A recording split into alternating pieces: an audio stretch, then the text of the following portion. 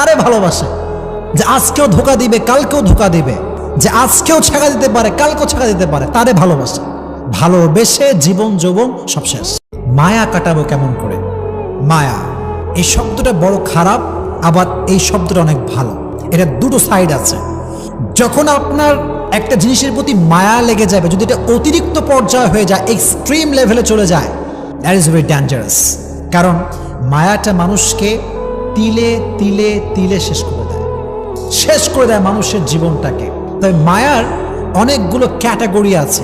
এক একজনের মায়া এক এক জিনিসের প্রতি।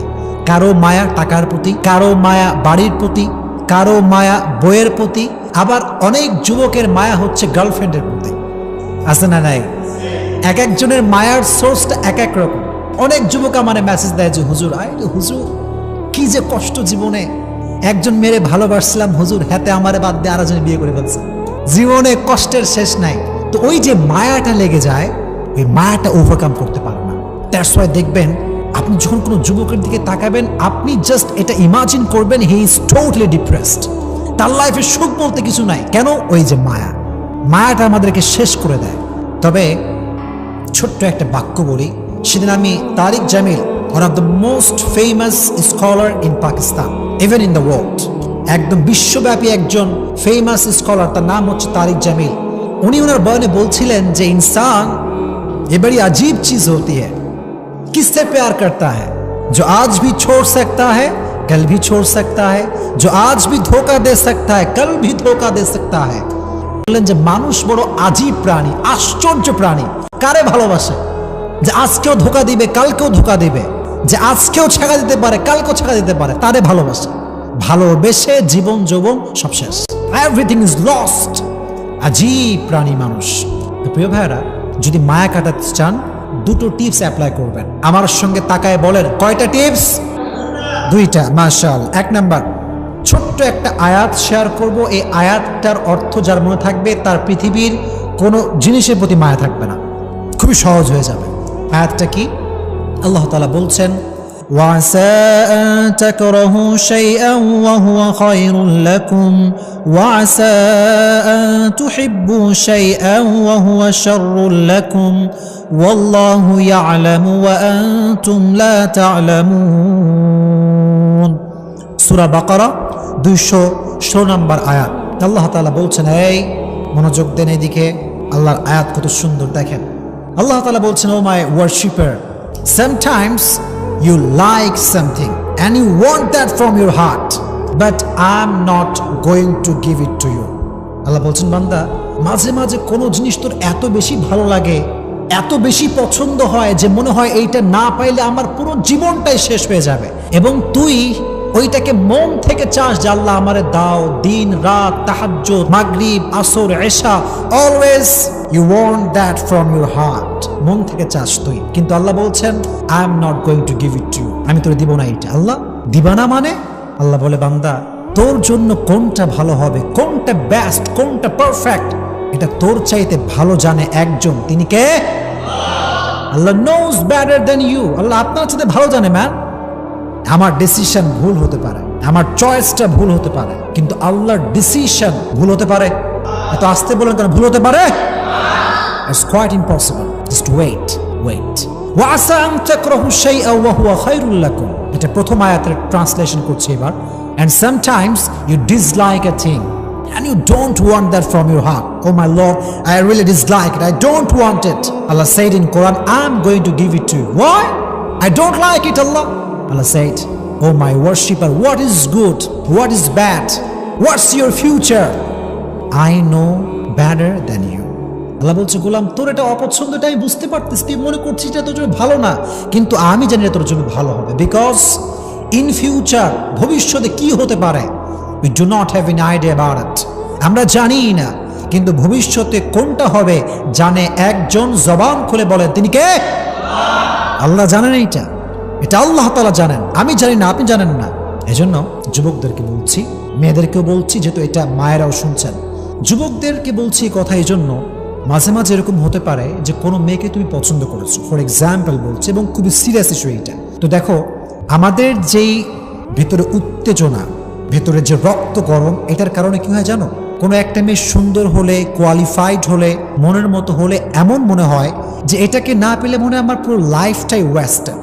এটা মনে হয় যে আমার পুরো জীবনটা নষ্ট হয়ে গেছে যদি একে না পাই, আমি হয়ে যাবে আর কিরকম মনে করি আমরা। মনে রাখবেন প্রিয় ভাইরা, যদি কোনো মেয়ে আপনার জন্য না থাকে, আপনার কপালে না থাকে, আপনি আজীবন দোয়া করে কোনো কাজ হবে না, আজীবন চাইবেন, এটার কোনো ফায়দা হবে না। বিকজ আগেই বলেছি, আল্লাহ নোজ বেটার দ্যান ইউ।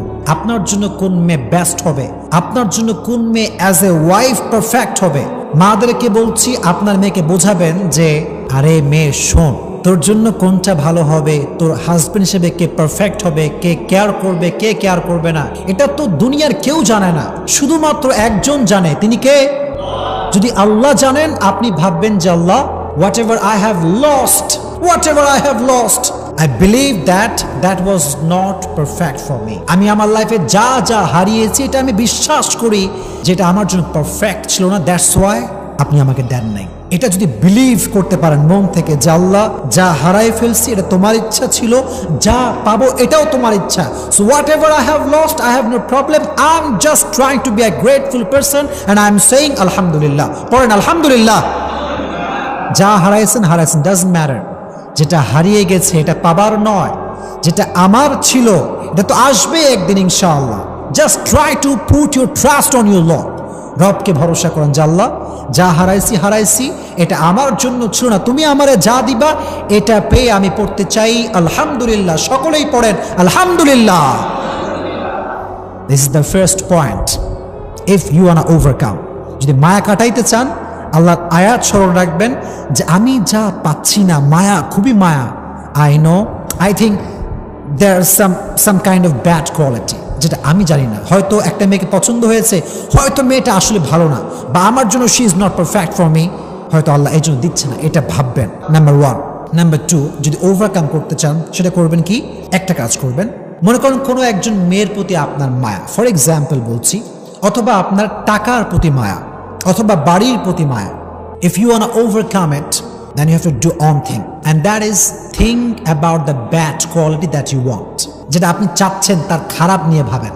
মনে করেন একটা মেয়েকে আপনার পছন্দ, যদি তারা তুমি না পাও, অনেক মায়া লাগবে, মনে হবে যে she was the best person in the world, যেটা আমি দেখছি এটাই সবচেয়ে বেস্ট। এটা যখন ভেতরে চলে আসবে, মায়া, একদম গভীর মায়া, তখন সেই মেয়েটার কিছু খারাপ সাইড নিয়ে ভাবো। এটা এই জন্য নয় যে তুমি মেয়েটাকে ক্রিটিসাইজ করবে, এই জন্য না। ইসলাম কাউকে নিয়ে বাজে মন্তব্য করতে নিষেধ করেছে, ইসলাম কাউকে নিয়ে বাজে চিন্তা করতে নিষেধ করেছে, ইসলামের প্রভিশন, এটা ইসলামের বিধান, এটা ইসলামের সাজেশন। কিন্তু আপনার পারপাসটা ভিন্ন, আপনার উদ্দেশ্য ভিন্ন। আপনি ভাবছেন কেন?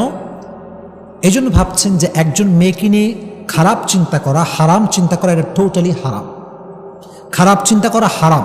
এখন যদি আপনি মেয়েটার প্রতি মায়া না কাটান, তাহলে আপনার খারাপ চিন্তা বারবার এটা আসবে, এটা বারবার তাকে স্মরণ করাবে শয়তান, যে বারবার ভাববি যত বেশি, গুনাহ হবে তত বেশি। এই জন্য just try to think about her bad quality. যেমন কি ভাবতে পারেন যে আহা, যে মেয়েটা পর্দাই করে না, বোরখাই পরে না, সেই মেয়ে তো আমার যোগ্য হতে পারে না।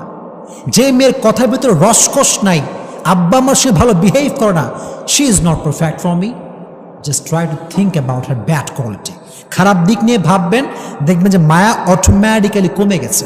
এটা আপনি ওভারকাম করতে পেরেছেন। ফর এক্সাম্পল, আপনার টাকার প্রতি প্রচুর মায়া, টাকা টাকা টাকা, money is everything in the world, টাকা পৃথিবীর সব কিছু। এরকম কিছু কিছু লোক ভাবে কি ভাবে না, টাকার ব্যাড সাইড নিয়ে ভাবে। যেমন ভাবতে পারেন যে অধিক টাকা হয়ে গেলে মনে হয় আল্লাহরে ভুলে যাব।